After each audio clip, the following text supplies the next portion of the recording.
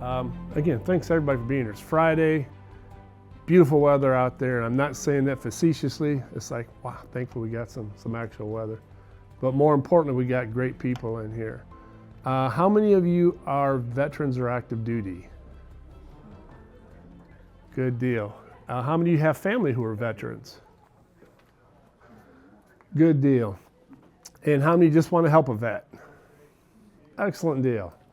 You guys passed. We should just stop this thing right here. I can't thank you enough, and we can't thank our vets enough, our active duty. The life you have lived and are living for us gives us the ability to sit here and make fun of each other on a Friday. So if I make fun of you, it's all these veterans' fault, right? They give me that ability to do that. But the best thing about being here is we're going to share some information that's not easy to come by if you don't know where to look and what to ask. It's vital, it's important. The veterans have earned this. It's not an easy system to navigate. I'm going to be honest with you. I'm going to share a couple kind of horror stories with you that I wish I didn't have to share, but I have to because you need to know what you're dealing with when you deal with the Veterans Administration. It can be a plus in the sense of the benefits it provides, not just financially, but other things in terms of, you know, there's some, to me, I don't want to say they're little things, but fishing licenses, hunting licenses, free registration on one of your vehicles. If those of you have RVs, if you get that 100%, wink, wink, throw the RV on there because that's a big registration you're going to save. There's things like that that are kind of a caveat to the real benefit. And the real benefit is, it's going to come up on here, it's different types of health care and options you're going to have available to you that you might not have had. Okay, but we'll get deep into that. So this MRP thing I wanted to put up there is just to let you know that a lot of folks in this office have taken another step towards servicing your needs. They've got certified as military relocation professionals. So what that does is it gives them some insight into your culture. Now, the military's changed, Gordon, since you've gone in and come out, but the essence of it's still kind of the same, right? The heart and soul of the vet is still pretty much the same. We want to honor that. We want to provide you with as much information as we can that'll help you make some good educated decisions, okay? So, I've got a bald spot. Are you kidding me? No one told you. No one told me. Well, this is pretty offensive. Intent to file. I make that one of the first things on here because this is the thing that really starts the momentum going, right? It starts it going, and you'll be surprised at how many folks just have a hard time pulling that trigger. What it really means is when you tell the VA, hey, some point down the road, I'm going to file a claim. Okay. The more important reason you want to do that is start your clock. So if I hit my intent to file today, I've got 12 months to start putting paperwork in. 12 months from now. They're messaging you. There you go.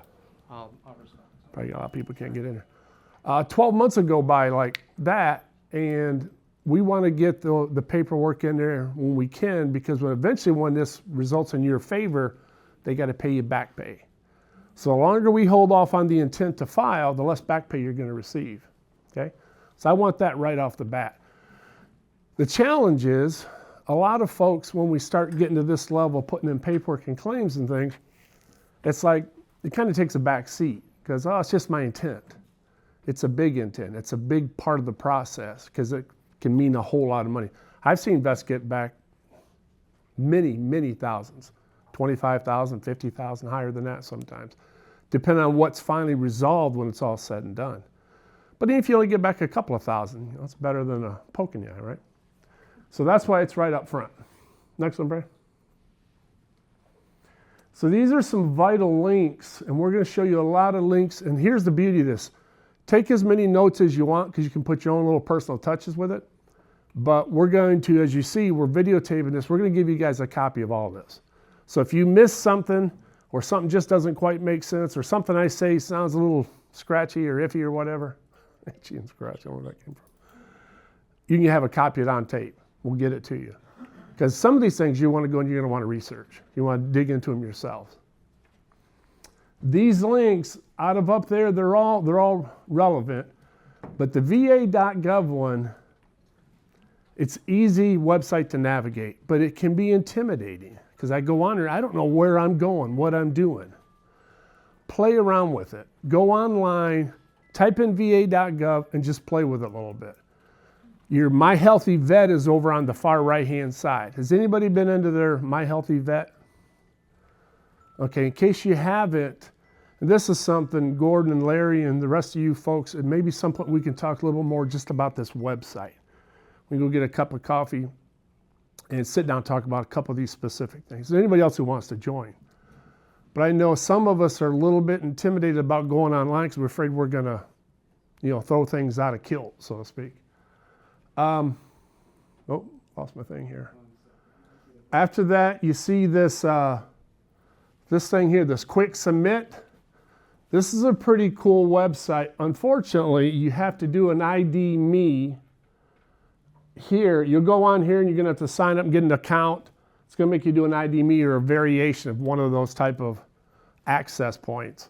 But if you do ID me and start an account with it, that quick submit is right there with it. So you can either put your stuff in the mail and certify it, send it to the VA, or you can download it on quick submit. It goes right to it. So it's kind of a neat function to have. MyHealtheVet we talked about, that's also on there. These here, this isn't on MyHealtheVet, the quick submit. It's not even attached to VA. It's a separate link you're going to go to. So if you go on VA.gov and you want to load something and it sends you this, you're going to go off the site. It's going to make you redo the ID me. This is the ID me one right here. There's some other stuff we'll talk about because it's going to come up further in the thing. So how about next slide, Brian? Why do you keep specifying ID me? ID me is a security step that protects your information, and they make you go through that to get further into the VA.gov for certain parts of it. Okay, it's a shame we got to do that because you figure once you go on there, I should be able to just access it. What they're really trying to do is protect your information. So they want you to have an account with them so your information is not accessible by somebody else. And again, I can help you learn how to do that. We'll do a sit down here one day and we'll just go over and start you some accounts. So these are, when you see VSO, it's just a Veteran Service Office. These are some of the ones. Now, I'm not going to stand up here and badmouth Disabled American Vets, DAV. I will share something with you because I think I need to. I had an appeal in that I put in January 15th of 2014. I didn't get to see a judge for over 3 years. 3 years later, I did a video conference with a judge, and DAV was my rep. He wouldn't return my calls, and when I finally sat in front of the conference with my judge, three-way screen, my DAV guy doesn't show up. It's me and the judge. It's like I wait 3 years for this, he doesn't show. He finally shows up late, says, "Sorry, Judge, traffic, DC." It's like, okay. We were stationed in DC before we came here. I know DC, I know the traffic. Not as bad as 405, but that's a moot point. Problem is, he should have left earlier, been where he needed to be, because I waited 3 years for this appointment. So, don't put all your ducks in a row with any one of these groups. If that was the only incident with DAV, I wouldn't even bring it up. But I talked with a lot of people that had similar incidents with them. It just depends on who you get. If you get a conscientious person who picks up that phone when you call, excellent. You work with them. But if not, you want to have options, right? You want to have other people you can call. So it's not just DAV. Could be the VFW, American Legion, AMVETS. So take a look at who you really want to work with and let them reciprocate their time with you. You've already given up your time for them by putting on that uniform. Next slide, Brian. So here's some of your benefits. I just don't want to go too deep into them. Most of them we know. I'll give you a copy of all this. But these are pretty significant, right? That monthly tax-free compensation. Especially when you start getting into the higher levels, it can make a sizable difference. Our health care. We're going to talk about, COLA will come in every year when you're based on what Congress approves. But these are some of the top 10, there's some more, next slide, Brandon, that a lot of people motivate them to go ahead and put in for these claims. Health insurance for your family. When you see P&T, we're going to talk about this in just a second. It's permanent and total. That's an important designation to have on your 100%. So if you get to 100% disabled, and some of you will, unfortunately, it's one of those bad things. It means you got a lot of issues. You want to be permanent and total. I had a friend I was on the Ranger with who just told me last week he got a letter from the VA out of the blue. His disability went from 100 to 40. They took 60% off his disability. And he's contacted me like, is this right? I said, I don't know. They sent you a letter. We got to figure out what's going on. He's not the most computer tech savvy guy. He didn't know how to get or navigate it. So I had him, he sent me a copy of his letter. And I saw his breakdown. He had 100% for his kidney disease. He had 60 for his heart, got congestive heart failure, 30 for AFib, and a couple of 10s. And they took one of them away. And if you don't know this, VA doesn't do simple math, 10 plus 10 plus 10 plus 10 is 40. They have this weird formula. So I can't say they just took away any one of those. I don't know which one they took away, but we got to find it out and help him. But the reason this P&T is important, when you're considered permanent and total, they cannot take that from you. It's good for the rest of your life. That's what we're shooting for. Shawshank. Any Shawshank Redemption fans in here? It's kind of hard, you guys not seeing that movie. Good old movie. Well, for those of you who've seen it, if you haven't seen it, there's a main guy named Andy Dufresne. He's the main guy, innocent, all that, whatever. But he wants a library. He wants books. So he starts writing letters. Eventually, after a letter a day for, I don't know, he's got a lot of time on his hands, right? He finally gets a check for $250. Kind of a big deal, $250. Cool, so you gonna stop now, Andy? He's like, hell no, now I'm going full bore. So he started writing them even heavier, and they sent enough money to build a whole wing on. That's what you're doing when you hit 100%. Don't get to 100% and stop. You keep submitting your issues until you get a designation permanent and total. 2 reasons. 1, they can't take 60% of your benefit and tell you to pack sand, right? That's the first one. Secondly, if you were to succumb to one of those issues that are service connected, you now qualify for a DIC program, Dependent Infant Children, which is really geared towards active duty who gets killed while they're serving. But it's also for retirees. So, if you have this many issues and you're permanent and total, you still got other stuff, keep it going. Have your record. Unfortunately, you've got enough issues that require you to get these things listed. I'm just trying to cover my wife. If something happens to me, I want her to have the option of getting her DIC payment. So I need to keep hammering my 100% stuff in there. Okay, does that make sense? Okay. So it's not just the pay that they can't cut. You want to increase your probability of taking care of your surviving member. State, some of these other benefits. This is a big one, that property tax exemption. California does a little bit. They'll give you about $150 off if you're considered moderate or high income. $150,000 value off your property. So if you're considered low income, it goes to about $262, I think. 20 other states give you full benefit. You're 100%, no property tax.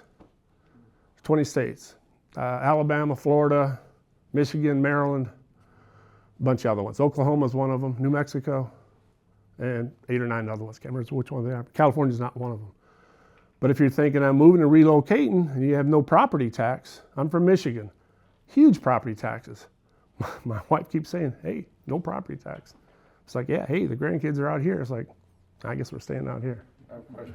Yes, sir. California's not one at any level? No, you do get some. If you get the 100%, I think it's $150,000. If you're considered moderate or high income. If you're considered lower income, they'll take, I think it's 262. But that's something we can verify. But I know that's roughly the price range in there. So if your house was worth $500,000 and they take off $150,000, you're paying taxes on $350,000 now. Does that make sense? Better than nothing, right? It'd be nice if we had the 100%. So there's a bunch of different forms. The two main ones you're going to see are these two here. Your 21, 526 easy, and this is all on VA.gov. You can access them there. And then your supplemental one, and we'll talk more about which one does what. But if you take a look at these days, these are actually fairly tolerable. Actually, they're really good. I just did one in August to have a date readjusted, and I had it decided in about 60-some days. So you may get it actually sooner than that, but that's actually not bad for the VA, believe me. Next slide. You're going to see some days on here. It's coming up that make you scratch your head. So we're going to talk about there's different levels of appeal. You can. Is anybody in here, have you appealed any of your decisions yet? No one yet? Okay. So you have what's called the board appeal. You see the BVA. You see a lot of acronyms and initials. Basically, this means you got a veteran law judge review. That's what I had when I had to wait a couple years for my DAV guy not to show up. And the judge was not happy with him. Where we at? And then a higher level review. And this is one, when you start looking about, okay, when you put your initial claim in, that's a pretty simple form to figure out and put in. And then you're going to see, well, what if I don't like the decision? What you're going to do with that? And another form is coming up. But if you get to where you actually need a higher level, you can start here. You'll get a more senior reviewer, but you're not able to put any new evidence in. So that's where you want to make sure you pick the right form, because they'll have a bearing on what evidence you can submit. Okay? Super important. And we'll talk a little bit more as we go on. But it's one thing to do your intent. It's one thing to get your first claim in. It's you want to start thinking proactively post first claim. Meaning I'm going to put this claim in. I'm already thinking, well, what's my worst and best case scenario? Best case scenario is I get what I asked for. Maybe even then some. Sometimes they'll actually give you more. They'll say, well, did you know this? Pretty rare. Usually it's you don't get as much as you asked for. So Dad, where do you file the claim? Where do you go? I mean, do you print the form and then go somewhere to submit Yeah, it? well, that's a great question. You can either do it VA.gov through Quick Submit, or there's a mailing address. It's going to come up that you can do it. Okay. But a lot of people, I did mine certified mail. I just went down there. I don't mind the online stuff, but I wanted to have it certified. I wanted it snail mail going on there. Okay. Next one. May I ask a question? Yes, sir. Go back to the previous slide. Previous slide. Down where you said no evidence needed. No further evidence. That means they're going to make a review on what they have in hand. So you said no new evidence needed is what is typed on the screen. Right. You said no new evidence, period. Right. What they're saying, if you're doing this, you're telling them you don't need to submit any more evidence if you pick that form. You don't need anything new. You're saying it's going to come up, you'll have a rule of thumb. It's going to come up in a second. We're saying that they just overlooked something. They have another one's called a CUE, a clear and unmistakable error. I didn't go into that because those only pass at less than a 5% rate. What you're doing with the clear and unmistakable error is you're telling the VA you did it wrong. That's not going to hold a lot of water.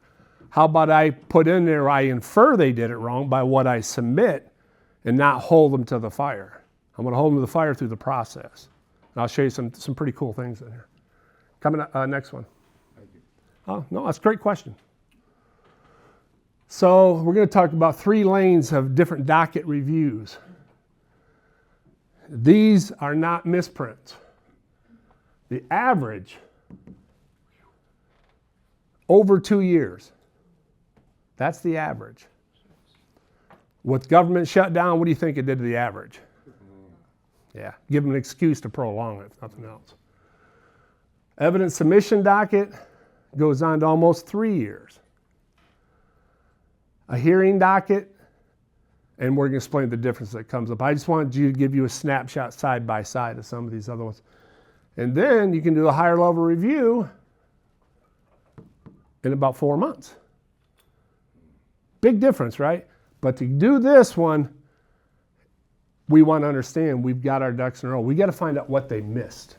Yeah. So if somebody's trying to use the benefit to waive their VA funding fee and have at least 10% disability, if it takes that long, what do you need to do to make sure that you can qualify? You put in a very simple claim. I did this with a young Marine who was in escrow. I don't go deep in the story, but I just told him, hit your intent to file. Whoa, hit your intent to file. Well, hit your intent to file before you close escrow. Okay. Once he got done, if I would have sat and explained everything to him, I would have confused him. He wouldn't have done it. All he had to do was hit the intent to file. He finished closing escrow. He didn't file for a while, right? When he finally filed, it registered. Because he hit that in that window of the intent was prior to him closing, getting his keys, he qualified for it. It saved him. Anyways, I got a text about 4 months later from the little girl who grew up across the street from me. Thank you, Mr. Ramey. We just got a check for $19,800 because he hit the intent to file before he closed escrow. All he needed was 10%. So what I had him do, put him for tinnitus, whatever they call that. Ringing in the ears. Most of vets have them. Artillery, flight deck, whatever it is, it's hard not to get tinnitus. It's very difficult to prove. If you tell them you got it, chances are you're going to be awarded that one. And you're going to see it's one of the most common one. I'm going to show you common disabilities. That's one of the most common. Next. Here's your rule of thumb. Kind of goes back what you're saying there. If something went south, did the VA ignore your evidence? You use that one. If the VA needs new evidence, you use that one. If you just need to flat out overrule them, you use this one. Okay? If you're going to try to overrule them, you got to have your ducks in a row. I'm going to show you a real good duck that most people don't even know exists. I just stumbled across it. And again, I retired in 99. I didn't get my 100% until 2019. It took me 20 years of getting in front of a judge, paperwork denied, paperwork approved, more paperwork denied, all this stuff, 20 years. If you follow a lot of this, you can have your, whatever your max is going to be, a whole lot sooner than 20 years. Okay? Dad, I wanted to ask you a question about that. Is it better to hire an attorney to help you through this process, or are you better off? That's a great question. The attorneys, unfortunately, won't really help you put claims in. I've yet to find one who will help you put a claim in. They want the appeal. Now, you might find one that helps you put a claim in. I haven't seen them because I've got a lot of folks I try to send their way. I can't find them. Now, the appeal, that's where the money is. They're always contingent. Well, I can't say always. More times than not, they're contingent. They don't win, they don't get a penny. They win, they get a portion of what your back pay is. Okay? They won't get any of your future benefit. By law, they can't. So if you're going to get a stipend of $2,000 a month, they can't levy against that. They can only get what's in the past and a portion of that. Okay? It's a great question. Any questions up here? You guys good? I think I got them blinded. I've got them balded. Benefit of the doubt. This is the one I stumbled across. And this is a huge, huge, huge component for your claim. There is a doctrine that, I'm going to break it down in a second, that you have the right, when you do your intent to file, let's pull up my sample letter real quick. This one on the side. This was one of my last ones I just did recently. So,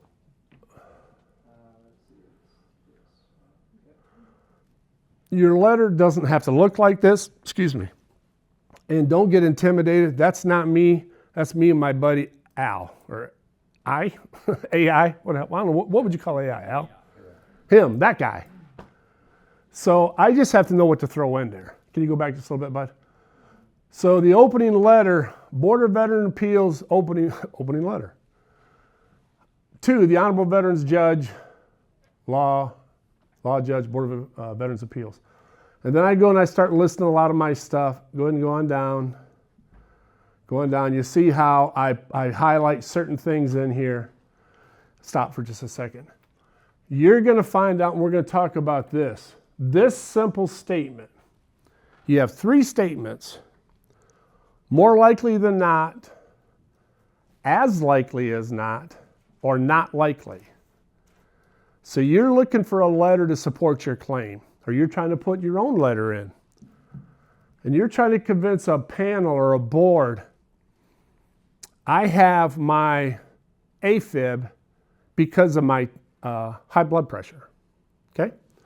My high blood pressure is the primary causal factor for my AFib. I'm a doctor. I'm taking care of Larry. Larry comes out to me and said, Doc, hey, my AFib's kicking in, my blood pressure. Gotcha, Larry. And I know his background a little bit. I know he's served, he's done this, he's done that, he's done some other stuff. I can write him what's called a nexus letter, and that's what he's hoping for. NEXUS. And in my letter, I write down there, in my board certified opinion, it is more likely than not that my obstructive sleep apnea was present and symptomatic during my active duty days. So that's one reference of using it. That's just my opinion, and I had notes to back that up. But if I'm a doctor and I'm writing a letter for you, I'm saying in my board certified opinion, I have a pulmonologist right up here. Yeah. And he wrote this in his letter for me. He wrote that my symptoms have been going on for more than 20 years. That was in 2014. I retired in 99, so that puts my target in the 90s, right? I'm trying to show this board that I had this issue prior to me separating. According to the specialist, more likely than not, I had it. Okay. What if he were to write as likely as not?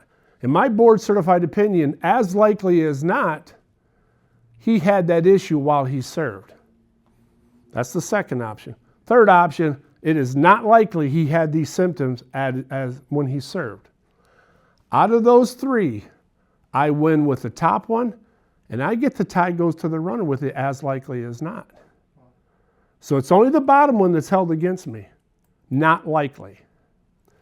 If you get your doctor to get you a statement, ideally, we want the more likely than not. We would accept the as likely as not, because that'll help our case. But this benefit of the doubt gets even better than that. I'll show you that in just a second. Does that make sense so far? Okay, let's go on down. I just want to show you some more of the structure of the letter. So I put supporting evidence, keep going. And your letter doesn't have to be this. You're going to see it's pretty in depth. I'm trying to get a date to move back from, it's a long story. I'm trying to get it moved back to 1999 when they should have given it to me in the original finding. Because it was just awarded to you, but as recent. Well, yeah, so my 2014 claim, I put in for a shoulder, asthma, and sleep apnea. 2015, it was shot down. You have 1 year to appeal, which is a very important point for your notes. You have 1 year to appeal, so I was led to believe if I take the big one out, I'll get the other 2. So I pulled my sleep apnea out. I got the shoulder approved, I got the asthma approved. So they backdated it back to January 2014. But I left the biggie on the table. Well, I had it, but I didn't know I could prove it. So then I find out later I had plenty enough to prove the sleep apnea. But I didn't do it. So years go by, and as all this stuff starts, exposing itself to us, AI and all these other policies, it's like, I'm going to get that date moved back. Because that could be a big check, right? Plus, it's just the right thing to do. I had it, I had the symptoms. We know that we didn't go to sick bay. You just didn't do it. You didn't want to be a malingerer, right? So you just did your job. You did your job, take an aspirin, do your job. So 23 years out of record about that thick. Physicals and shots. Well, how do you prove this stuff? And this benefit of the doubt's going to be cool, so I'm going to show you something on there where you don't have to have. Let's wrap through this real quick. So here's more of the letter. Here's some legal authority. Keep going. And this, a little bit more. This is where you start making your legal case. You can go online on your AI, and I can ask, give me a list of all the governing case laws that apply to my situation. And look what it spits out. Go back down just a little bit, bud. It'll give you reference. You want to go up or down? No, you're good right there. It'll give you reference that this 38 CFR, which we're going to talk about, that's kind of one of your Bibles for your disabilities. Code of Federal Regulations. We'll talk about that. It gives you these references. Well, I know that these things kind of apply to my case. Now I'm going down to actual foundational legal precedent. That means these laws were approved. They were actual laws set in place based on these VA disability issues. And look at some of the things they covered. Established that when evidence is in approximate balance, the veteran prevails. That's a huge one, especially when I show you this doctrine that's coming up. VA cannot demand scientific certainty. Equipoise suffices. That means balance. The balance will suffice. Almond versus Brown. Standard proof is at least as likely as not. That's the tie goes to the runner. Again, it's not more than likely, at least as likely as not. The board may not solely rely on absence of evidence to deny, meaning because it's not there, they can't shoot you down. The benefits, we're going to see that this plays out really well. And then when records are incomplete or silent, VA's duty to reasonably apply doubt is heightened. Next one. Have you folks heard of lay statements? Right there, competent lay statement, testimony at the top. Anybody heard of that? So a lay statement, and it's not easy to find, that's when someone you served with will back up what you're saying. Yeah, Larry snored back in the tent, back in the day. In the barracks. That's a lay statement. You can also have your family can write lay statements. But you see all of these BVA documents. So I asked AI, give me comparable BVA applications of this doctrine, because this doctrine is going to be huge in all your paperwork going forward. And look at how many things it lists. And this is just some of the top ones. There's more than this. So these are all proven successful claims utilizing the benefit of the doubt. So when you start writing your statement, when you put this letter together, the first thing I tell chat is, well, I tell a few things. I give it all my information that I think I know. But I'll say this, I'll say, chat, write this in the spirit of the PACT Act, which is going to come up. P-A-C-T-A-C-T. Write it in the spirit. Also, write it utilizing the benefit of the doubt doctrine, meaning I want the VA to know, hey, I'm aware of this doctrine. And when you see when this comes up, you can see why it's so important. Next. Excuse me. Yeah. You just said we're going to get copies of... Yes, sir. You're getting it all. So if you want to write down, take a note, great, but you're not going to be penalized for not having it. Keep going, Brad. I just want to show you some of this real quick. So here's my actual precedent that I use for my particular case. And then I did a closing statement. Keep going. And then I thought, I'm going to add some extra stuff. I'm not going to have a less than approach. I'm going to have more than. I'm going to saturate these guys. Keep going. Keep going, keep going. So then I added, give me an addendum. I was a certified aircraft painter. I used to paint a thing called polyurethane. Polyurethane crystallizes your brain. Does all kinds of nasty stuff. So every other year we'd have to get certified that our isocyanates that we were exposed to, our metals in our body were in balance. So that was one of my big things. As a certified naval painter, isocyanate-based primers, polyurethane coatings, it's so toxic they evacuate the hangar a lot of times. We'd only paint at night and you got to have a full suit. It's called the Rhine air pump. So you have a full self-contained oxygen breathing thing. And we blow. It's not like painting a car or that stuff. It's a whole different thing. That's for corrosion control purposes so planes don't get eaten up by corrosion. Keep going down. A little more, a little more, a little more. Here's the cover sheet. Keep going, bud. I'm off that line. I just want to show them some things you can do to make your package more. I got this one I put in for, when I made chief, we had to send our package to DC to get selected. So you have to put a thorough package together. So that's kind of in my mindset when I put this together. But you see some of the stuff you add in your enclosures. Keep going. I think there might be one more after this. This is going to be the heart of your application when you put it in. And then I just make sure they know what I've enclosed. Here's actual precedent and legal statutes. One more. Keep going, keep going. And then I have a final addendum of the case law summary. That's all my case laws. Now I've got it mentioned up in the letter. You don't have to do this, but why wouldn't you? If you have, all you're doing is typing it in chat's pulling it out for you, why not? You're just making it more thorough. Here's an actual chart of some of the issues and the disturbance, and you can see key findings, and then there's a summary. And I think there might be one more, and that's it. That's it. So enough of that.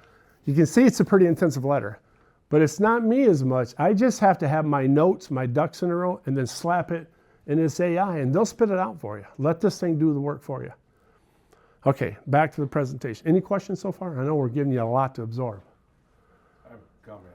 Yeah. I just want to hit them with so much stuff that they're going to say, oh, no, not him again. I want to be Andy Dufresne and get that library. And you know, so you could have the thought of, well, you give them too much. You can give too much if it's superfluous, meaning it's just not relevant to what you're doing. But how do they deny you when you have law, and their policies? This benefit of the doubt, which I just stumbled on, when I saw that and I went online, so what is this benefit of the doubt? It had a lot of stuff on it. What's a VA direct policy? I know a lot of vets. I guarantee if I asked my buddies on it, or the people I'm coming across, they probably never heard of this. I know I hadn't. So here's our doctrine, right? Benefit of the doubt doctrine. So here's the key thing that I'm going to show you side by side. When there's an approximate balance of positive and negative evidence, you kind of think, well, what's negative evidence? Regarding any issue material to the determination of the matter, secretary shall give the benefit of the doubt to claimant. They don't have an option. It's not their opinion. Secretary has made that statement a fact. They have to rule in your favor. You just got to show a balance, and we're going to show you how to do that. Do you have any idea how recently they came out with this? Like, was it 1999? Or? You know what? I don't. I could try to research it, but I really don't know.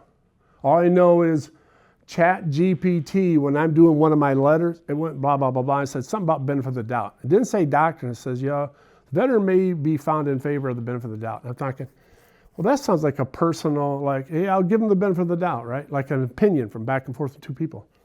So I cut and pasted. I said, let me go online and see what that means.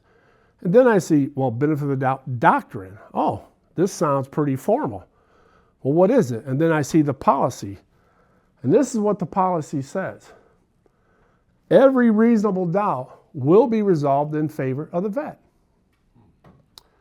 You only have to have 50-50. And what's so cool about the 50-50, I'm going to show you how you can make that happen. They cannot deny a claim unless the evidence strongly outweighs yours. Next. Here's the beauty. The benefit of the doubt, VA's position is, I use ABC, I screwed that up, it's supposed to be DEF, but same thing, double C's. So the VA says, what I would see claims like, well, we got to shoot you down. You don't have proof of A, issues while you were wearing a uniform. Well, I didn't go to sick bay. Sorry. So I don't have that issue. No, you don't have A. B, you don't even have a diagnosis of this stuff. Well, I didn't know that snoring or being tired was an issue, sleep apnea. I thought I worked hard, I got tired. C, you weren't getting treated for it while you were active duty. Well, how can I get treated for it if I don't even know it exists? So they would use A or B or C and shoot your letter down. Your claim's dead right there in the spot. Here's the beautiful thing. That's DEF, by the way. Got some turd putting this together. Post-service diagnosis. After I got out of the military, yeah, you got this. You have AFib. Okay. But I didn't have it then. Well, maybe you did, maybe you didn't. You didn't know. You got treated for AFib post-service. Okay. In my effort to get these doctors to work with me, I got them to write me that letter. Now I've got a strong DEF. But let's say I didn't get my letter. I'm going to do two scenarios here. Well, we'll do first with the letter. So this cancels this. The fact that I have a treatment, the fact that I have, a diagnosis and a treatment and an opinion of fact from a so-called certified board specialist, I have at least equaled what they say I don't have post 214. DD 214 is the form we get out with. So prior to me getting a DD 214, I don't want to be a malingerer. I don't want to go to sick bay. I don't want to be considered a wuss because I couldn't do my job. Well, now I'm going to get penalized the rest of my life for that? Not if you do this stuff. Not if you're actively getting treatment. You've been diagnosed. You got a doctor who's willing to work with you. We just knocked their rationale out of the park. That doctrine protects you. But let's say I can't get somebody to get me an opinion. Can I win with these two? You can. It just makes your job a little bit tougher. So what you would do is, one, you try to get the opinion as hard as you can. Two, you can go pay for them. There's a lot of services that'll actually write you a letter, but they're not cheap because they know they're so valuable. I've seen people charge $2,500 for a letter. If you can avoid that, try to avoid that without doing it. Try to put everything in order by, this is where, and I know Gordon, I've asked you and Larry, you as well, I asked you a lot of questions about what was your MOS, what was your rate, where were you stationed at, when were you there? There's a reason for that. Because I can put all that stuff in a computer and I can say, my MOS was heavy artillery. I was in Da Nang, Tet Offensive. I did a couple of these things. Or I might have just been at Camp Pendleton chasing surfers. But I still had to blast a lot of stuff for practice to train these guys to go over so they could go do the other thing, right? The computer knows that. So you can go ahead and put in, here's when I went in, here was my job, here's when I went in, here's when I was stationed, here's when I went to my next duty station, and I did this, this, and this. And then I can write, what are my expected service-connected conditions that I may or may not have a diagnosis currently with? Meaning if I'm working a flight deck, and I've got jets buzzing around me 24/7 for a couple of years, and I never had anything written, what's my expected issue? Besides having a great tan from the waist up. We look like a bunch of freaks going into port with all these white legs and golden from the waist up. But what are my expected issues? Oh, my ears, do you think they're going to be shot? Yeah, that's tinnitus. Did you know you can put in for tinnitus and get vertigo? Your balance issues? You can put in for tinnitus and get bruxism, grinding of the teeth.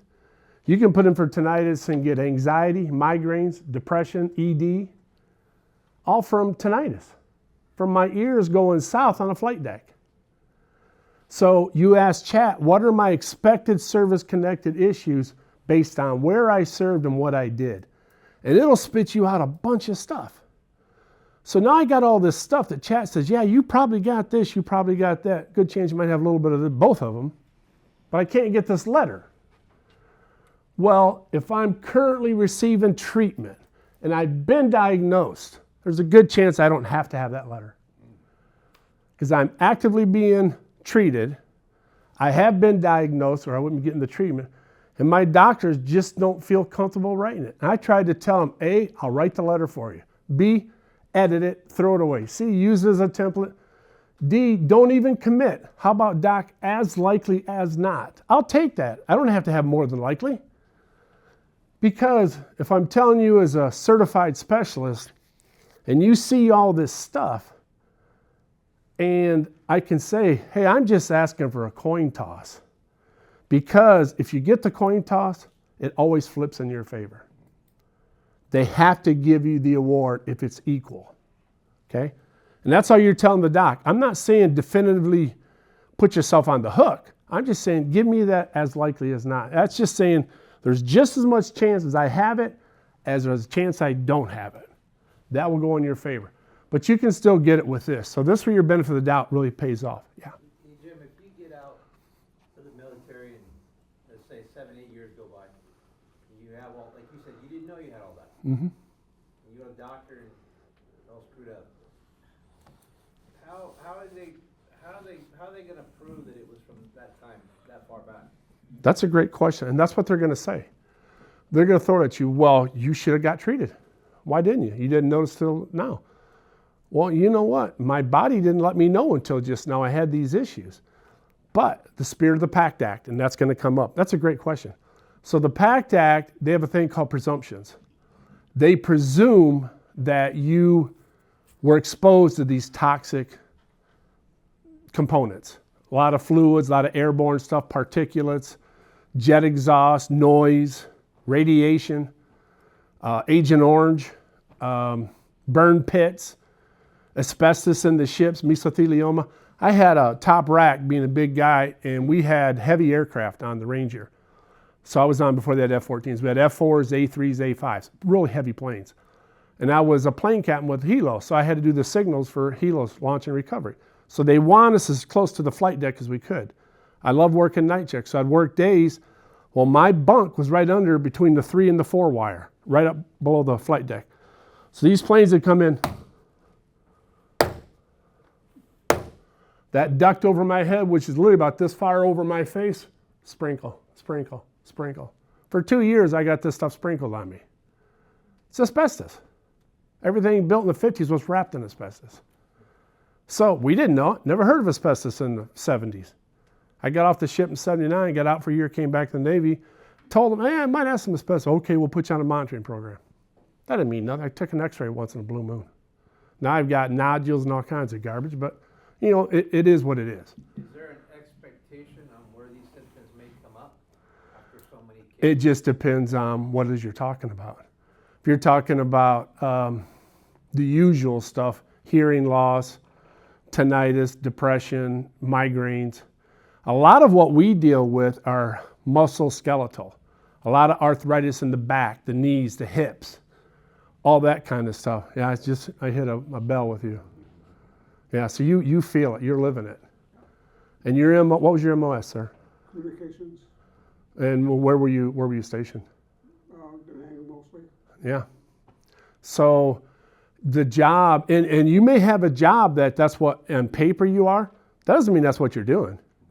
Grab that rifle and get your butt out there and do what you got to do, right? Or grab that cruise box. Take that cruise box up and down a set of stairs in an aircraft carrier.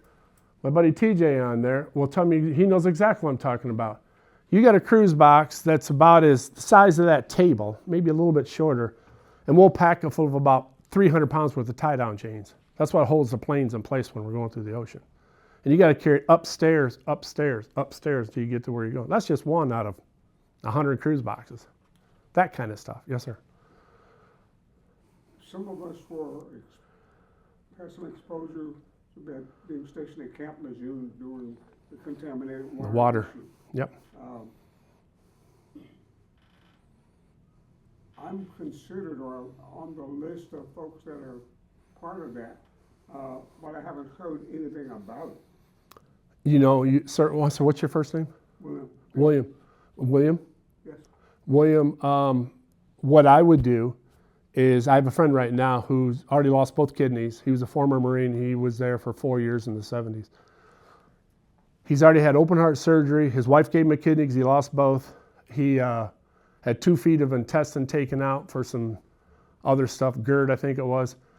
He puts all the stuff, and now he's got prostate cancer. I just talked to him today. He's having a bad day. He put in VA, shot him down. Whenever I say, oh, it's a slam dunk, it's like, wait a minute. If you guys have seen the commercials, if you're at Lejeune between this date and this date, it's like 70 to 85 or whatever it is, 65 to whatever the date is, then you took in poison water. They poisoned. Whether they knew it or not, doesn't matter.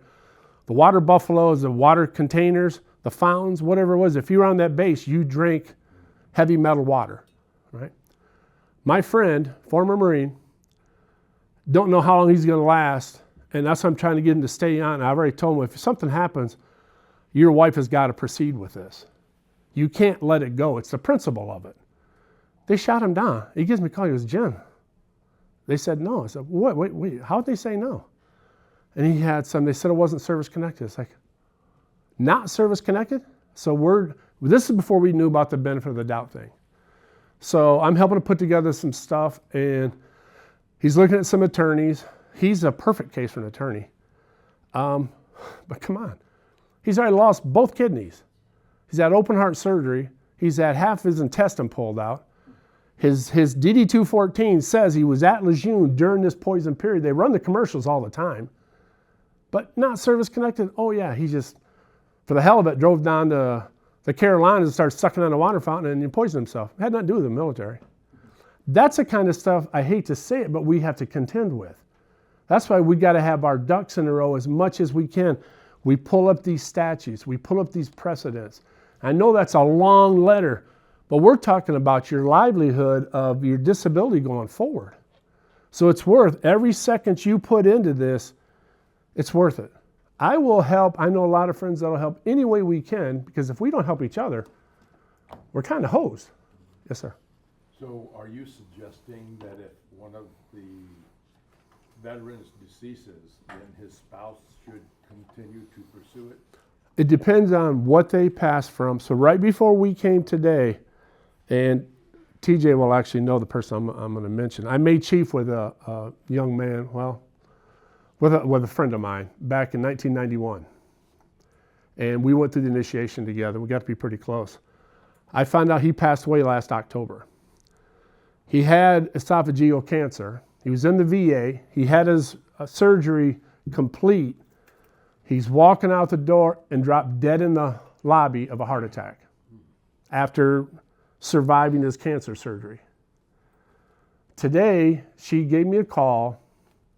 She just left the Reno office, and she might be watching this thing right now. Oh, well, you know. Do you mind if I mention? No. Gordon is my buddy's brother. So back in the day when my friend says, hey, where you at Camarillo? Hey, my brother's in Camarillo. And that's how we got to meet. So I haven't met Gordon with Dave, but outstanding guy who didn't deserve this stuff, goes through all the process. Now he's gone, and the VA's giving her a hard time. And we were just talking before I came over today, and we'll talk more tomorrow. They don't want to work with her. And it's like, what more can you give beside your whole body before you can get these people to listen to what you got to say? So I'm trying to get her so she can get her DIC payments going. That's what I'm shooting for. So to answer your question, it may be possible. It depends on what they passed from, because Agent Orange took out a lot of good people. It left a lot of widows. And I don't know if there's a statute of limitations, but that would be a great question for a chat. I don't think there is a statute, not on that, but I don't know for a fact. So these are some of you'll see these pop up quite a bit. These are key court cases that support this doctrine. Next one, Brad. Okay, here's our PACT Act. This was one recently passed that gives you the presumption of the impact on your loved one or on yourself. So it was named after Sergeant First Class Heath Robinson. I think he was a burn pit victim out of Iraq. But what it really is Congress's promise to address the comprehensive toxins. Next one. So what we want to do is we want to write our letter, like I said, when you if you're going to use an AI, a chat, for example, and you put your stuff in there, please write this first letter in the spirit of the PACT Act, and it'll take your letter and kind of morph it into recognizing what this entails, okay? It's Congress finally taking responsibility for toxic exposures. And this is what it does. This kind of goes with what you were saying. It presumes your exposure, whether it was recently or 10 years ago, right? When I said, here was my job, here's where I was stationed, what are my expected liabilities, my expected conditions? I'll even go even further. What are my expected secondary conditions? Sure, you expect me to have tinnitus or tinnitus for the ears. Okay, that's like A plus B equals C. That's my A. What are my B's in this equation? And it'll tell you, okay, and we're going to secondary is coming up. You are expected to have this, and guess what? Because of this, you're probably going to have that. Even though I didn't catch this for 10 years. It seemed a little discouraging. I mean, if you're telling me a guy, the previous example that had everything wrong. And see, this is why I didn't want to say this. I appreciate that. You're being honest. Yeah. I didn't want to mention about, I told my wife I was kind of torn on a couple things. Do I want to mention my buddy, dear friend of mine, who just went from 100 to 40? And do I want to mention the other former Marine friend of mine who was denied? I have to. I can't sit, just like the DAV. I don't want to badmouth the DAV because they might have some good stuff that they're doing. But I want you to be aware in case these things aren't going the way you need them to go. One, you're not the only one. And two, what can you do about it, right? You have to be aware that this can happen. The one thing I'll ask you, do you think VA wants to pay this money out? Yeah, we all have the same thought. No, they don't want to pay the money. Do you think you've earned it? Yeah, that's a dumb question. Of course you earned it. You earned it and then some. So the part that's for me that's hard to swallow is how many veterans are working in those cubicles evaluating these records. A lot of vets are doing this. So are they being told by upper management, hey, take that guy's benefit? Now, what I didn't share with you, my best friend on Veterans Day was a 2-year anniversary. His son, a former Marine, jumped off the Coronado Bridge 2 years ago on Veterans Day. Same bridge him and I used to party on.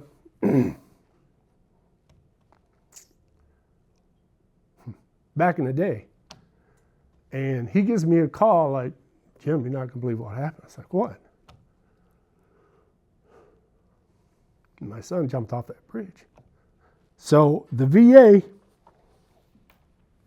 sorry about that. The VA failed him, huge, failed his family. So every Veterans Day, we were just talking the other day, that's what he gets to think about while we're getting our free Applebee's. And now let's just take 60% of your benefit and tell you to have a freaking nice day. How about that? So it's personal. You guys are personal. That's why I can stand up here and talk about this. You all mean something. Every vet in your life means something. And you don't have to be a vet. We're humans. We mean stuff because we bring value to humanity. We're trying, or you wouldn't be sitting here if you weren't trying to do the right thing. The VA doesn't necessarily always do the right thing, unfortunately. So we have to kind of check them, use the resources you have, use people like myself, which I know about as much to fill a thimble. The VSOs got their stuff together. Use them. Use DAV. Use American Legion. VFW. Use them all if you can because that's what they're there for. They want you to come and sit down. Hey, share your stuff, Larry. What are you doing today? What's going on? What's going on with your medical record? If you don't find that, then you go knock on somebody else's door till you do find somebody who actually cares, right? Yeah. I want to commend you. Sorry, I got choked up on your story. But I want to commend you on what you're doing. Well, I appreciate it. It's you guys. This is easy. I could stand up here and show off this hairline for hours. Don't dare me. I always tell my wife, dare me. Yeah, I tell my wife, dare me. Just dare me. She won't do it. As a non-military person, my heart goes out to all you, and what you're going through. And it's like... It's the best of the best. It's like, it's unfortunate. It seems like you're fighting a bigger battle here than you did on the field. It can be. It's crazy. It can be. And hearing this for the first time, it's a little shocking. Well, and again, I really had to think about what do I share and not share. In fact, I told Brandon about it a couple of days ago, and he just said, Dad, you gotta say what you gotta say, because it's too important not to. So it is what it is. The fact that we know about it lets us kind of combat it with at least some ammo, right? We know we can got. We know we can got. That's what my education did for me. We know what we can got. I saw the lettering. Money, there you go. Money well spent. We know what we can got, fellas. You got some questions up here. So Okay. Ricky said, is AFFF one of the Yes. chemical recognizable under the PAC Act? That's the foam for firefighting that's been highly toxic that's been coming out. Great question, Rick. And then TJ said, glad you share the actual lay of the land, real-time environment we'd be operating in once we begin this journey. And then Mark Mindenhall said, that's a 55-gallon thimble, Jim. For those of you I don't know if he wants me to say this, that's Teresa Toomey's husband, Mark Mindenhall. Good dude. We won't hold it against him that she works for the other company. But he called that one. Good people, both of them. Thanks, guys. It is what it is. Let's go to the next one. I'll get all wrapped up here. We got a lot to get through still. Benefit of the doubt, we kind of talked that to death. So if you get a chance, folks, try to go online and just pull this up. Just pull up 38 CFR and play around with it. It's one of those things that the more you know that, the better your ammo is going to be. What it does, it's online. It'll say respiratory system. It'll list all your systems, and it has a breakdown. It'll give you 100%, 60%, 30, 10. It'll break down all the components of the issues that are related to that system. Okay?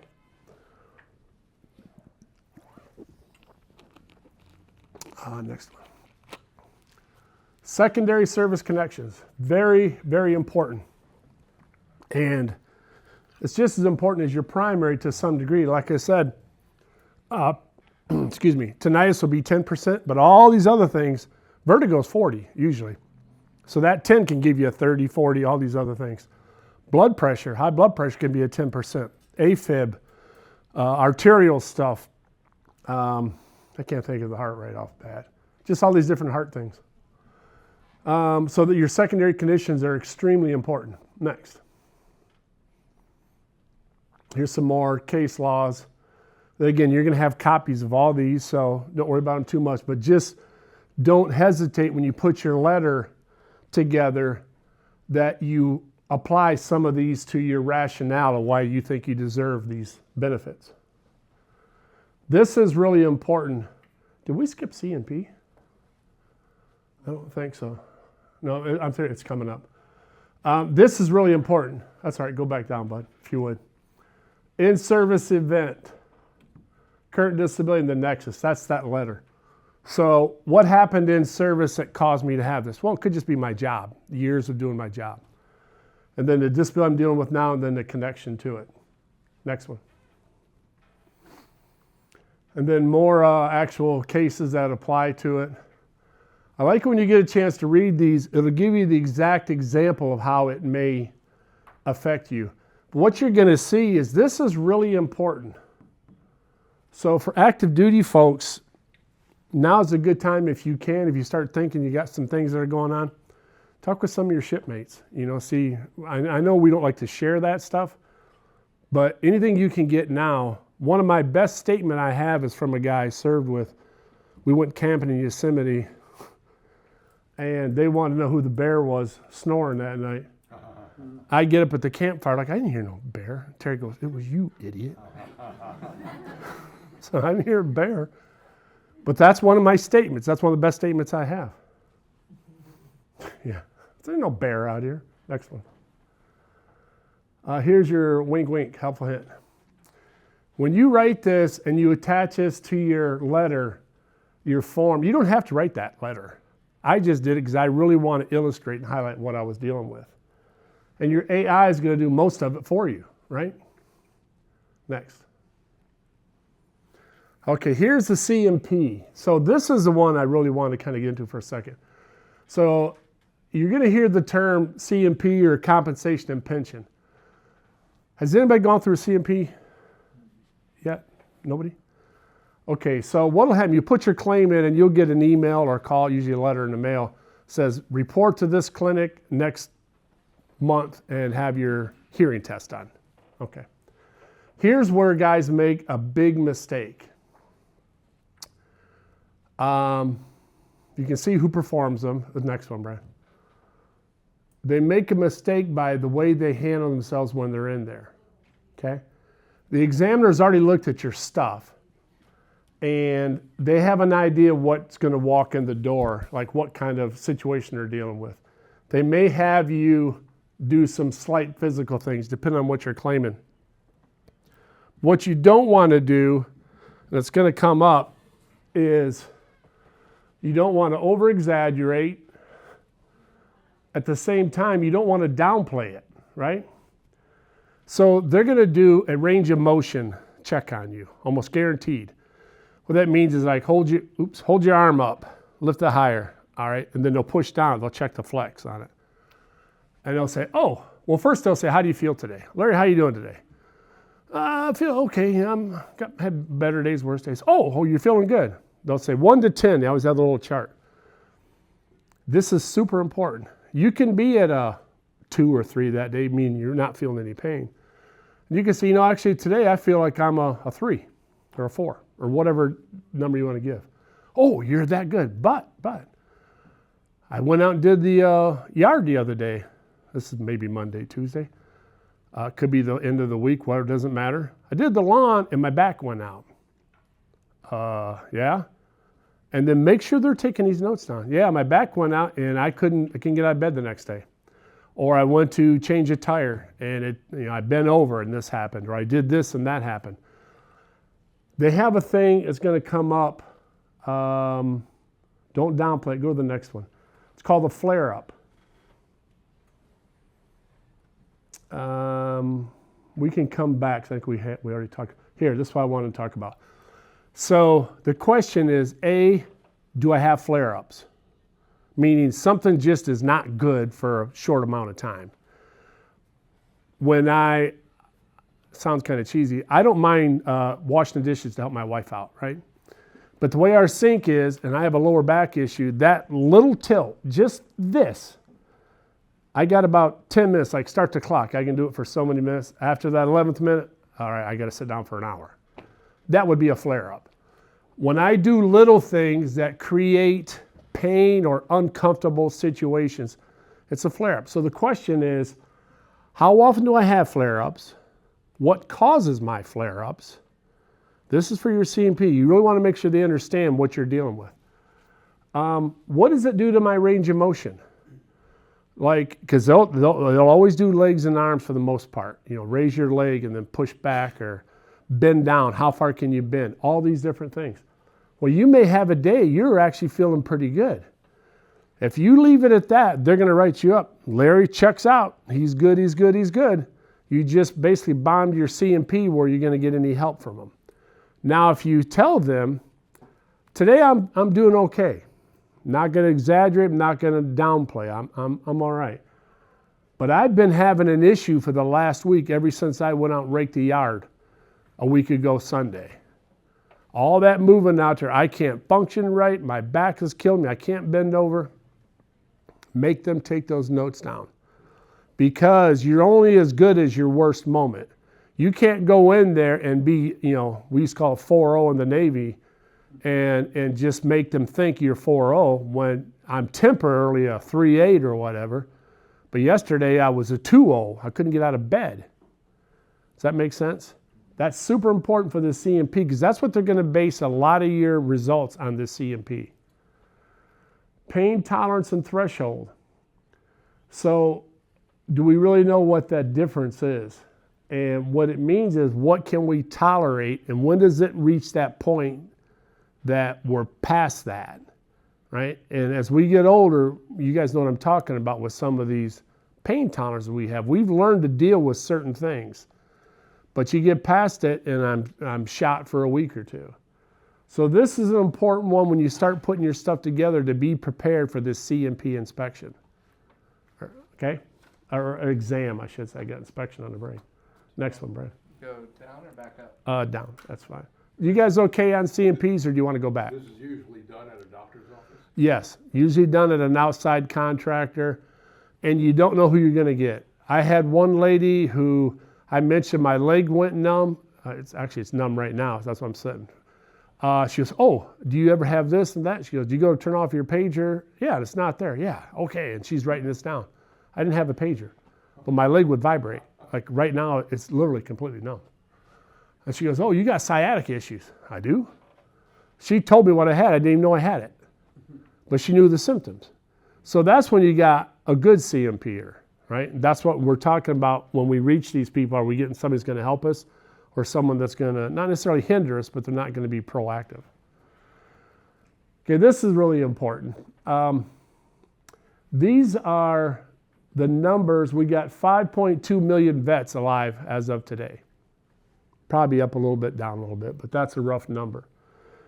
The number one rated disability is 10%.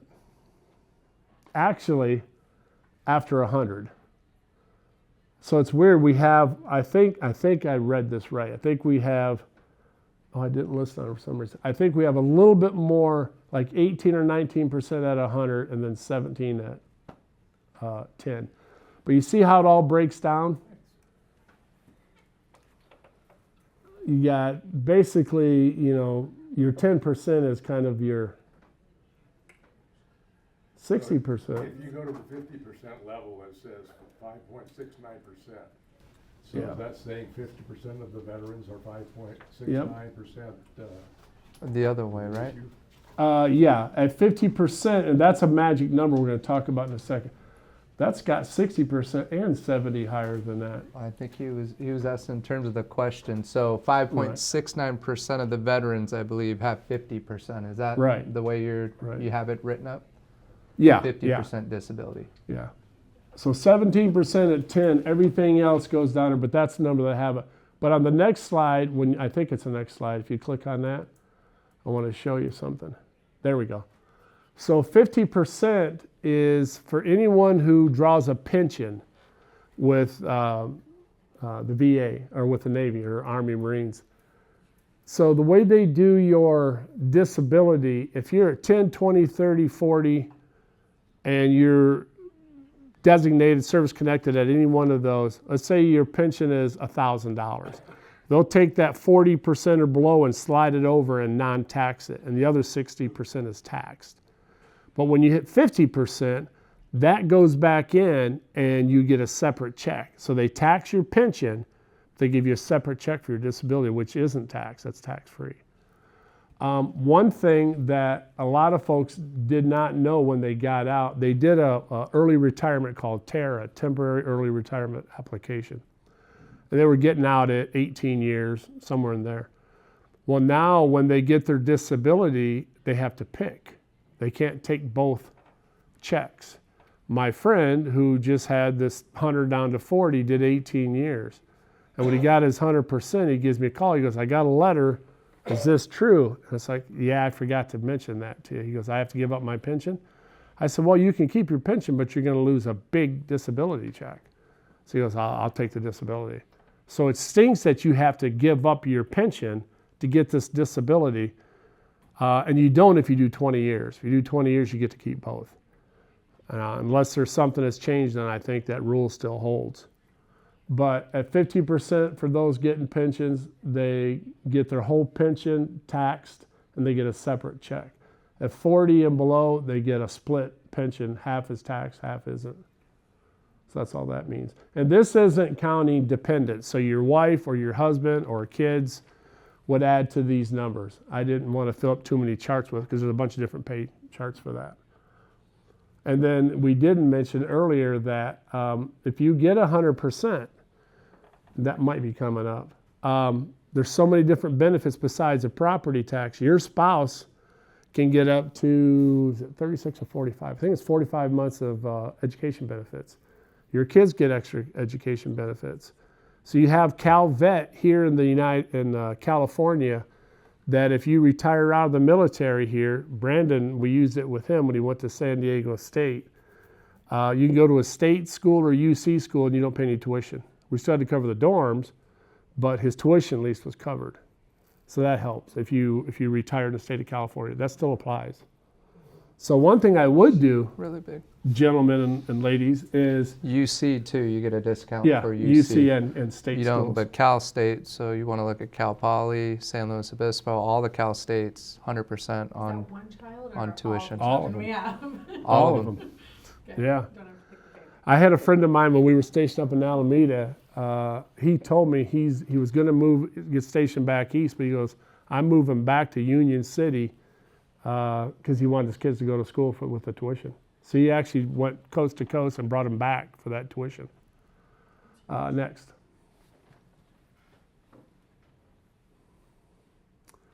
$10 and 20% rating defense does not increase the payment amount. Veterans Affairs. Tax-free when awarded as VA disability compensation. Yep, you don't pay any taxes on them. And then December 1st, cost of living. Okay, next one.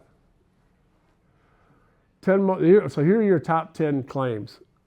Tinnitus or tinnitus, I don't know how you say that word. I think it actually is tinnitus. Is it tinnitus? Okay. See, 50-50, I'm always going to miss it. Hearing loss, PTSD, mental health, lower back. You notice I was smart enough not to try to say that big word. Knee conditions, cervical spine, sleep apnea, all types. Sciatica, migraines, foot ankle conditions. Very common. And then you look at, so this is where your MOS or your rate comes in. You can see there's artillery right there. Flight deck, long marches. You know, I know Marines doing a lot of, packing and running and field things you were doing, carrying heavy packs all the time. Your russacks weren't light. All that stuff you guys were doing was wear and tear on that spine. Giving you memories, right? He's having flashbacks. He goes, don't even talk about that stuff. Next one. Often aggravated by a primary service connected issue. That's what we were talking about. So secondary, when you write your claims, is huge. Don't just think about the obvious one. That's why we want to ask them, what are my expected other conditions? And they're compensatable. And a lot of times they'll exceed the original issue. Next. Top secondary ones kind of goes back to what we were just talking about. These are all tied into the ones we just saw. And you can see there's a ton of stuff in there. Diabetes is a big one now, and they're tying it into a lot of PTSD, but they tied into high blood pressure as well. So you could have diabetes cross over to 2 or 3 different areas, right? It doesn't have to be just one or the other. Same thing with ED or anxiety, hypertension.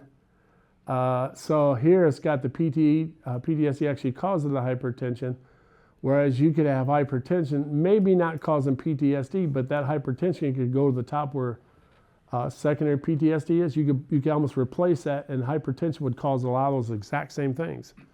So it's weird how they're bidirectional. In fact, one of the studies I put in my letter was about things being bidirectional. So one thing you could do when you write your letter up, and this is really important, I asked ChatGPT to give me 10 of the most recent Harvard, Stanford, Cedars-Sinai, even threw in the AMA and some British stuff, periodicals and reports on my condition. And it'll print you up a synopsis of these articles that are written from Stanford, for example. That's where I was able to pull up about our ship having fuel in the water. The Ranger had, and the Independence, the Ranger, the Saratoga, and the Forrestal had a design flaw that the seals would erode and they'd only repair them in dry dock. So after they'd go out to sea and do their workups and cruise a couple of times, these seals would fail. Well, when I'm on the Ranger for 2 years, the seal had failed. So we'd go to the water fountain, hit the button 1001, 1002, 1003, 4, 5, then drink our water because it had JP5 in it. So we would shower and do this. Well, no one would ever listen. My kids think, yeah, whatever, Dad. It's one of those things. He's telling stories. Or it got to be where ChatGPT, I said that, what are some of these issues? Boom, it pulled up a story from Business Insider in October of 2022 that listed the carriers that had fuel underwater. So I was able to find it actually being corroborated through these periodicals. So you can do that with some of your stuff, right? The things that you were subjected to. Were there ever any articles written on these things we had to deal with? Well, now my friends are having kidney issues. One of my roommates, I found out yesterday, is on a transplant list. He's on dialysis three days a week, and he's lost both kidneys. Drinking the fuel. The guy who got his stuff canceled had 100% just for kidney cancer. Drinking the fuel. Drinking the water, I shouldn't say, not drinking the fuel. Yeah. So when filing a claim, is it better off to start with something and get that ball rolling, or is it better off trying to do the secondary claims, all the additional things all at once? It's a great question. I would start with a known thing you're being treated for. So if you know you're being treated for diabetes, for example, and you're on the medication, your diet's in check, and you're maybe even getting insulin or whatever, I would put down there, I am claiming renal issues. Diabetes is either my primary or my secondary. The VSO can help you.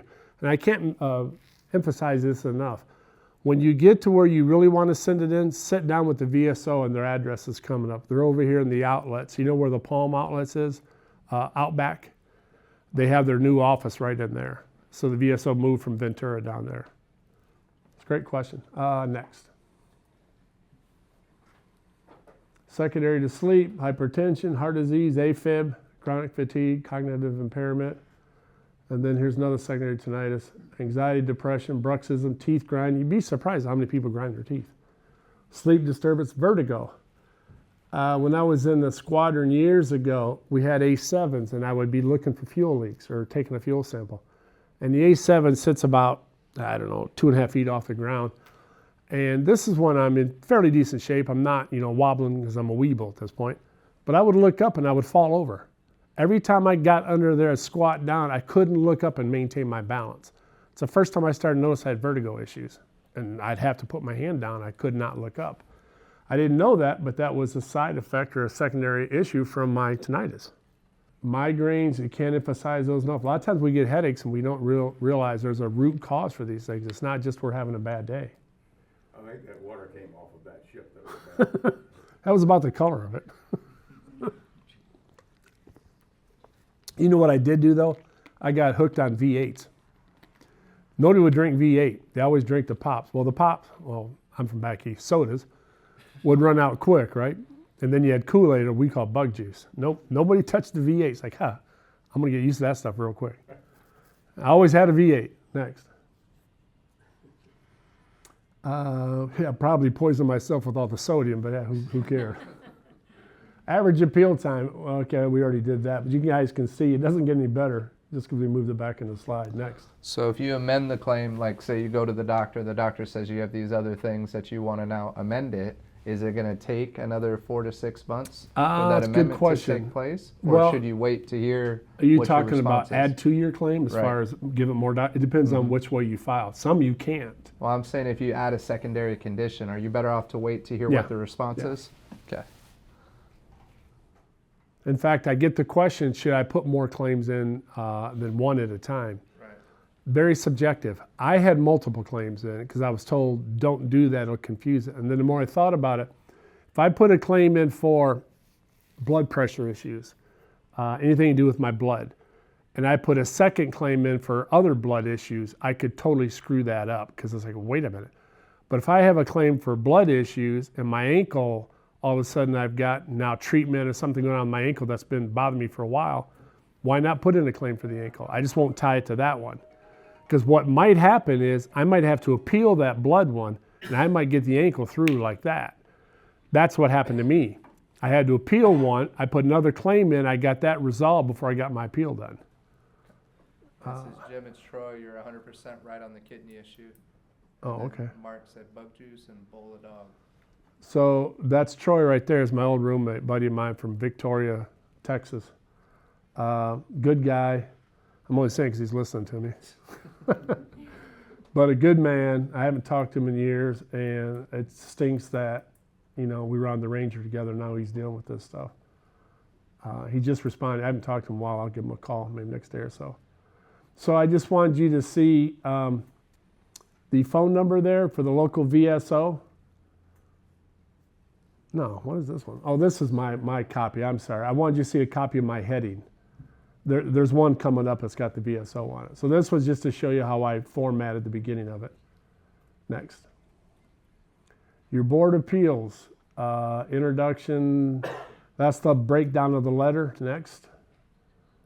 A lot of this stuff, you're going to get a copy of it. We don't need to go too deep into it. Just showing you how I broke everything down. Next. Direct review docket. Now we're getting into actual appeals. This isn't your claim. This is when they say something you don't agree with and you want to appeal it. And again, when you get to where you appeal, it's going to come down to one of a couple things. One, do you have sufficient reasoning to appeal it where you don't need new stuff? Like, did they just make that what we call the CUE, the clear and unmistakable error? That one only has like a 5% success rate. Because again, we got to tell them, you screwed the pooch on here. You were wrong. It's going to be hard to prove. Whereas what you could say is, I don't think you use the Spirit of the Pact Act and the benefit of the doubt doctrine properly. And this is where you might want to start getting attorneys involved. Because if you're talking sometimes tens of thousands of dollars, it's worth it to get the attorney. Again, you're not going to pay anything for them. So that's going to help you choose which path you're going to take, which docket. Next. That's the direct one. And then you have evidence submission docket. That's where you want to actually give them more stuff. So that's when you thoroughly research what did I not give them the first time. Next. Here's some of your research guides and help sites that are really good. Hill and Ponton does a lot. CCK Law does a lot. I don't know much about Had It, and then Military Disability Made Easy. They're getting a little bit more familiar. CCK Law is one of the bigger ones, and Hill and Ponton. Those are the two big ones that I see all the time. Next. Medical Evidence Nexus sites. These are sites that'll write you a Nexus letter. So when you get to them, price them out. Before you just write up a letter, one, see, do you really need this letter, right? But I would price them out. This one down here, I just found this one recently. This is a great site for case law and statute research. That's a good one down there, that Perplexity AI. That's a good one to know. Because that's probably what you're going to come up with. You're going to have to challenge your case against a pre-existing law. And if you know what law that your case fits, you just gave yourself an added boost. If we don't know the laws, we can't count on these evaluators knowing the law, right? They're just doing their job. They're just trying to do the best they can. Next. Last option. 120 days after your decision. That's the actual Court of Veterans Appeals. That's where it's the United States Federal Court. Unlike the VA, they are not part of the Department of Veterans Affairs. So if you get to them, you're in the real deal there. And they can be pretty favorable, but they're going to be strict. You're going to have to really watch your ducks in a row. We're almost done, folks. Thank you for hanging in there. Next. Here's your hearing docket. This is the one that can take you almost 3 years to get to. And a lot of it is because you're going to have testimonies, you're going to have transcripts, you're going to have the ability to give new evidence, so they can really drag this out. If you can figure this out before 1,089 days, more power to you. I think with all the stuff you can work with now, you don't have to take it this long. Next. Court of Appeals, a notice of appeal. There's the website. Oh, here's the address of the federal court, clerk of the court, U.S. Court of Appeals for Veterans Claims. And again, it's not a VA court. Next, and this is kind of one of your last things to really hammer home. Learn the VA.gov website. That's super, super, super important. Your 38 CFR, play around with that. That's going to help you a lot, especially if you're still active duty and you want to see what you want to build your future claim for. I know through TAP or GPS or whatever they call it now, they really heavily emphasize on getting their packages ready before you get out. Have you had any guys work with you have gone through that recently? TAPs, Yeah. It's a requirement now. Is You it? have to do it at least once before you retire. Really? Are they pushing, getting their packages ready? Yes, people just trying to find time before they get out to Yeah. the course. It's the hard part. and make a copy of everything. I did that. I had some free time and it saved my butt, because when you start digging for a paint physical from 20 years ago or whatever, it's almost impossible to find. So take a long lunch or whatever you got to do and get your medical record and copy everything. Very important. Yeah, I can't say enough about the intent. Don't prolong it. Oh, also, because of the shutdown, I know, Gordon, you were having a problem getting through the VA. Have you tried since they went back? I was gonna try Monday. Okay. This number, where's Betty at? Without, 827-1000. see, without even looking. I told her, if you don't learn anything, learn that one number. And VA.gov. Next. And this is from me to you. Got freedom, think of that. So this is nothing more than, can't thank you guys enough. If you can sit here on a Friday and listen to me talk, that's better than taking a tetanus shot. You guys have any questions? I do, back on slide 28. You're saying that 50% of the veteran was rated at 50%. No, I'm saying here, if So you, he gets $1,102. right, if he had a rating of 50%, that's his monthly check. Okay, my question is this, when you went to 40%, you went into something that I totally didn't understand. Okay. Anything on the taxes. No, that's okay. If you're getting a Navy or Marine pension every month because you did 20 years, you're getting a separate check, right? You're getting whatever that check is. If you get a disability rating of 10, 20, 30, or 40, they take that check and they slide part of it over. They'll take like 40%. Let's say I'm 40% disabled. So 40% comes over, that part isn't taxed. Okay. The 60 is. But if you hit 50%, that goes back in here. You get your full pension taxed, and you get a separate check for that $1,100. Don't worry about it. Yeah, but I'm not. but it is good to clarify it, because I didn't do a good job. So now they know if they got two checks or if they got a pension and a disability. TJ has a good question too. Yeah. So Jim, what would you recommend as the next critical step to take? If you haven't done anything yet, meaning they haven't done any sort of claim yet, is that what he's talking about? Okay. From here. From here, so what I would do, if it were me and I'd gone through a workshop like this, I would sit down there and take a look at, have I put in a claim yet? If I haven't put in a claim yet, and this is with like Gordon, if you don't mind me talking about some of the stuff. Okay. So Gordon and I are working together, and what he's done a really good job of is like, Gordon, what are you dealing with? And he names off some things. It's okay, when's your next doctor's appointment? And he goes, oh, I'm seeing him next week. Okay, talk to your doctor, go get your exam, go do what you gotta do with the doctor. Mention that you're working through this process. First question is, can I get and you can I get copies of the office notes?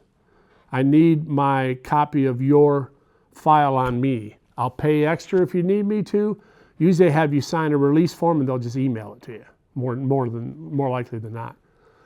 So that would be what I do. One, I want office notes. Two, can I get a letter from you saying, this is what I have, this is what I'm being treated for, and in your opinion, I have this because of that, of my service to my country, of I was exposed to heavy artillery, so my ears are kind of wobbly.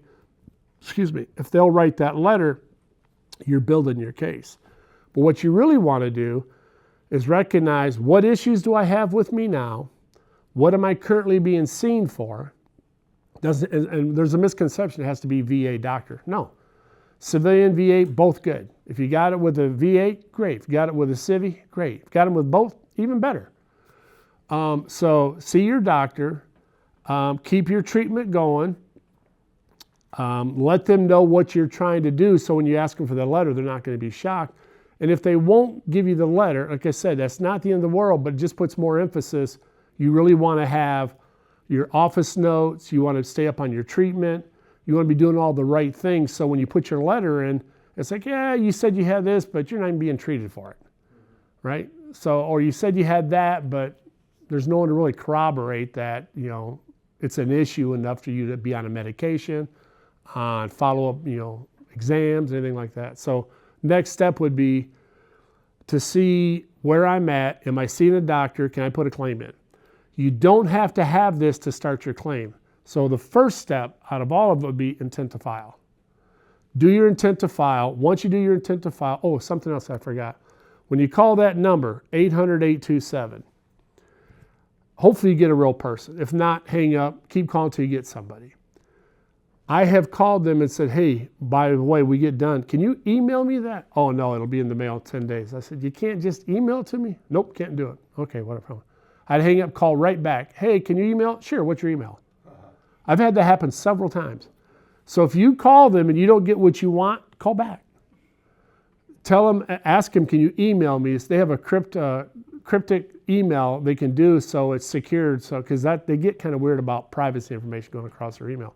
But if you tell them and you just open it, it's not a big deal. But they're more comfortable mailing you the letter. Well, I'd really like to have it now. So that would be one thing. You can also do intent to file at that number, 800-827-1000. I can call them up and say, I'm not real savvy on the computer. Can you help me do intent to file? No. Hang up. Call them back. Oh, yeah, no problem. Do intent to file first. After that, start talking to your doctor about your issues you're seeing. And if you have an issue and you haven't seen a doctor, then I would start seeing a doctor about some of these things. That's really important because you're going to give that A, B, C, D, E, F. You're going to build that DEF side because you guys probably don't have the records where you were being treated while you were wearing a uniform, right? I'm just assuming you probably don't have that. Okay, so there goes A. You probably don't have that diagnosis while you were active duty. And you probably weren't being treated while you were active duty. Okay, but that's okay because you're going to have D, I'm going to a doctor now. E, I've been diagnosed now and I'm being treated. And F, hopefully I got my letter, but if not, I got DE and I'm really going to build these up because we're going to use that benefit of the doubt with my D and my E and hopefully my F. Does that make sense? So that's what I would do to start with. And then just play around. Learn a 38 CFR, right? Learn VA.gov. Do you guys all have access to computers where you can pull up VA.gov? And anytime, if you're ever in the area, all our veterans, military is always welcome here. We can hook up to the internet. We have coffee. You're always welcome. We have a few beers in the fridge. You might be able to sneak one of those beers too. But we'd love to have you. And we also want to do a monthly mastermind with our veterans if you're open to it. And any way we can help each other out, we want to host that. Thanks, buddy. Can you do me a huge favor? For those of you who want an email copy of this, can you leave your name, phone number, and an email address or a physical address? We'll get it to you one way or another. So whatever you feel comfortable leaving with us, before we leave, Brandon or you or Brittany or somebody, if you could get something, we can get that. So I really want you to have a copy. Sal, thanks for hanging around doing that. He'll give you a really good product. And then when you look at this, and that goes for you guys too, Mark and TJ and everybody. When you look at this, if you still have a question, give me a call. Give me a call. We can always meet down here. We'll go get a burger or something, and we'll run over some stuff. But thanks for hanging in here. I know it's been a lot to absorb. There's a lot of stuff on that slide. A lot of it. Thank you. Thank you. You did have a couple more questions on here, so let me just make sure I get you real quick. So you had SKC Roderick Barrow. Okay, cool. And he said retired in 2007. Yep. Received 20%. If you're hungry, we got Jersey Mike sandwiches in here. Have some good coffee, some good cookies over there too. Received 20%. Haven't filed anything since receiving the 20. Is it too late? No, not at all, Roderick. Great question. Have him put down what did he get the 20 for? Okay. I'm going to guess tinnitus and some kind of muscle back strain. If he's still on, he sent another message. The first one was a private one, and then this one says, Jim, thank you, very insightful. Have to jump off, but I would love to connect later. Okay, buddy. Thanks for all our vets for their dedicated service, sacrifice, and support. Have a good night. Kindest regards, Roderick. And then TJ said, copy, great suggestion. What I'm hearing is that we should work with your doctor and get ready to challenge or build your current ratings intent to file. Yes, sir. And then we got Mark, Jim. Will the slide material be available? So if we can, we'll take his email down before we shut this off. Yep, And we got yep, TJ yep. on there too. And then Mark said, being some cold, I'll bring some cold ones to restock the fridge. Appreciate that, Mark. That sounds good. Yeah. Any Thanks, other? Corey. Any No, other things we're we got? good. I know it was a long one, guys, and it's a Awesome. lot of dry stuff. So I appreciate you hanging in there. I mean, it's a lot. It's a lot. So we had quite a few Thank you, people brother. online You too take here. care. Yeah, Wow. nice meeting you. I hope so. Look, you had a bunch of people hop online on the live too. So Oh, cool. That's cool. Good you deal. got it on here too. Yeah. Thanks.